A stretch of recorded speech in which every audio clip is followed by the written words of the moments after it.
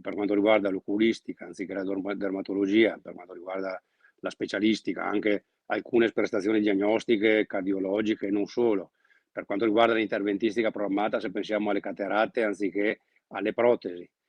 Oggi in alcune specialità ci sono liste d'attesa lunghe, mesi e talvolta anche qualche anno.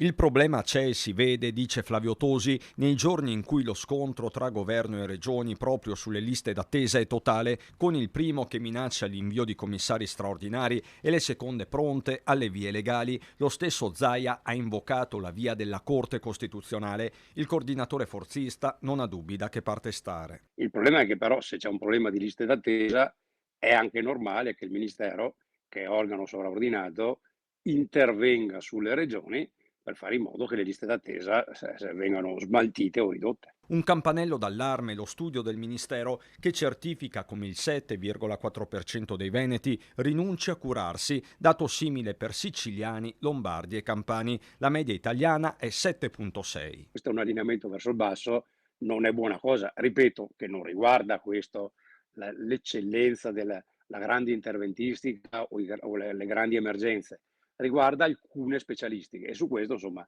avere gli stessi valori di alcune regioni che una volta erano indietro anni luce, insomma non è bello. Alla domanda se sia un attacco definitivo a Zaia sulla sanità, Tosi risponde lapidario. Non è un attacco, è Zaia che ha attaccato il governo del quale fanno parte anche i ministri della Lega, perché il vice premier è della Lega, e allora se Zaia attacca il governo magari è giusto che qualcuno che conosce la materia, perché il sottoscritto è stato assessore alla sanità del Veneto e la materia l'ha sempre seguita, la seguo anche adesso a livello europeo, e quindi gli rispondo in maniera tecnica e esattamente in base alle norme, perché è lui che ha attaccato il governo, non io.